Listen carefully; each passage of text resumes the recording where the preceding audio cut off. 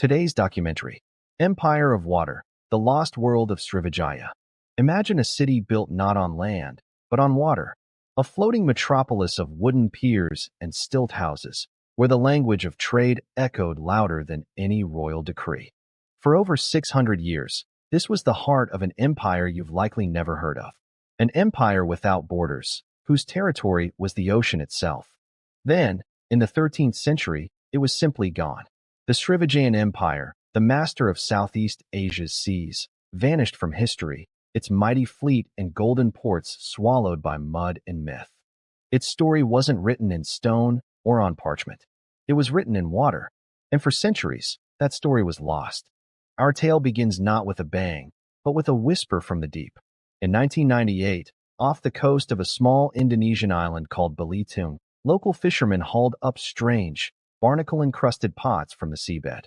They had stumbled upon a shipwreck, but not just any shipwreck. What archaeologists would later uncover was a time capsule from the 9th century, an Arab dhow laden with a staggering 60,000 pieces of Tang Dynasty treasure. Gold, silver, and most tellingly, over 55,000 ceramic bowls, all perfectly preserved. This was the Belitung wreck, dated to around 830 CE. And it was a single, sunken receipt from the global marketplace that Srivijaya commanded.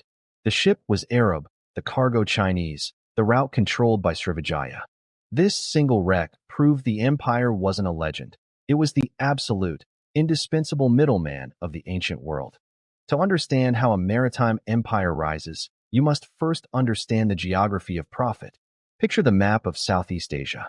The most famous and most critical is the Strait of Malacca. Even today, it is one of the busiest shipping lanes on the planet. In the 7th century, any ship sailing from China to India had to pass through these choke points.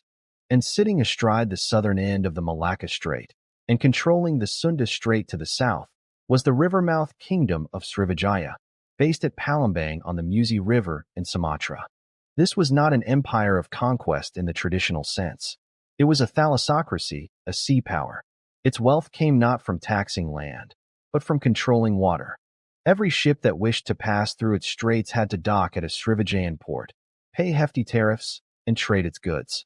In return, Srivijaya offered safety from pirates, freshwater, repairs, and a bustling, multicultural emporium. It was the ancient world's ultimate toll booth and service station, and it made the Maharajas of Srivijaya unimaginably rich. The capital, Palembang, was described by Chinese Buddhist pilgrims like Yi Jing, who visited in the 670 CE. He wrote of a city of learning and devotion, where over 1,000 Buddhist monks studied, funded by the empire's mercantile wealth. The Srivijayan court was a glittering hub of diplomacy, attracting scholars from India and ambassadors from China. Their fleet was their army, their sailors were their soldiers. They projected power not with marching infantry, but with the sudden appearance of war prows on the horizon. For centuries, this system was flawless. The empire expanded its network, establishing outposts across the Malay Peninsula, Java, and even parts of Borneo. It was the silent, powerful conductor of an oceanic symphony of commerce. But even the most perfect system has a flaw, and Srivijaya's greatest strength contained the seeds of its eventual weakness. Its power was entirely parasitic on the flow of trade. If that flow shifted, the empire would starve. The first cracks appeared not from war, but from geology. The mighty Musi River, the lifeblood of Palembang, was also its eventual gravedigger. Centuries of sediment washing down from the highlands of Sumatra began to silt up the river's approaches. The deep water channels that once welcomed massive ocean-going dhows grew shallow and treacherous.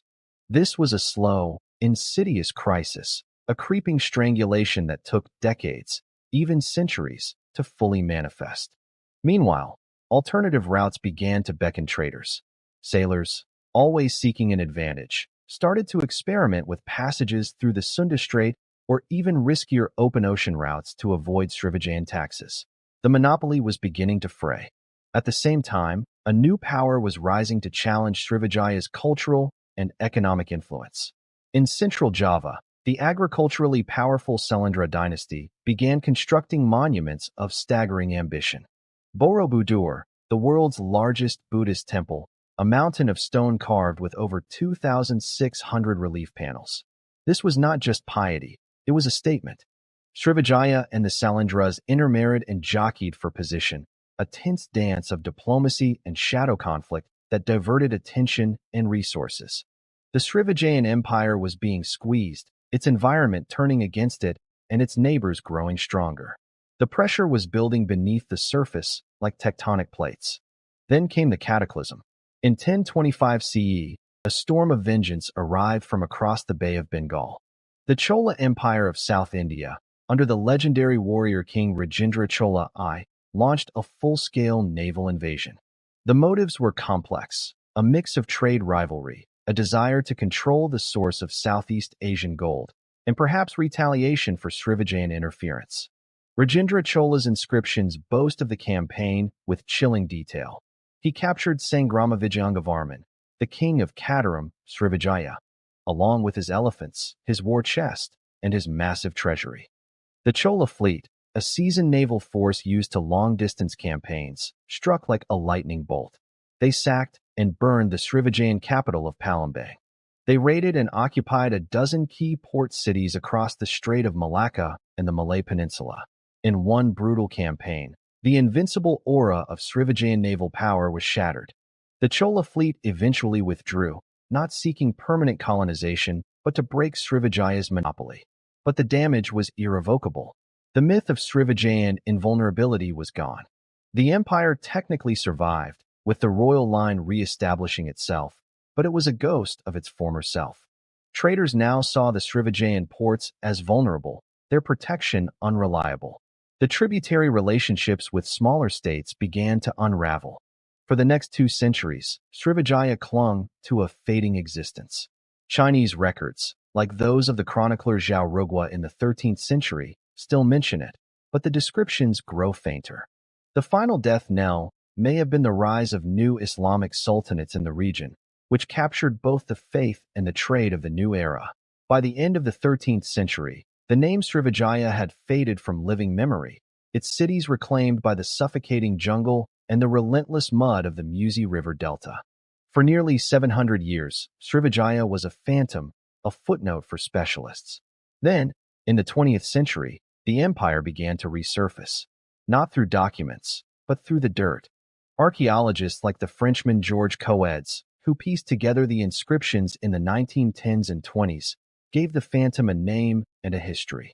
But the real revelation came from under the waves. Shipwrecks like the Belitung became the new archives, mapping a world of exchange. Modern archaeology in Palembang reveals a city not of grand stone monuments, but of perishable materials, wood, thatch, and bamboo, built on water and land that constantly shifted. So why does the story of a lost empire that fell 8 centuries ago matter to us today? Because Srivijaya's fate is a timeless parable about the fragility of networks. The lost fleet of Srivijaya is a ghostly echo of our own interconnected world. Its rise speaks to the human genius for building bridges across cultures. Its fall is a stark warning about the impermanence of power built on a single, vulnerable idea. Thank you for watching. If you enjoyed this documentary, please subscribe to our channel. We bring you fascinating documentaries on history, science, civilizations, mysteries, and the untold stories that shaped our world. Hit the subscribe button and the bell icon so you never miss a new release. See you in the next one.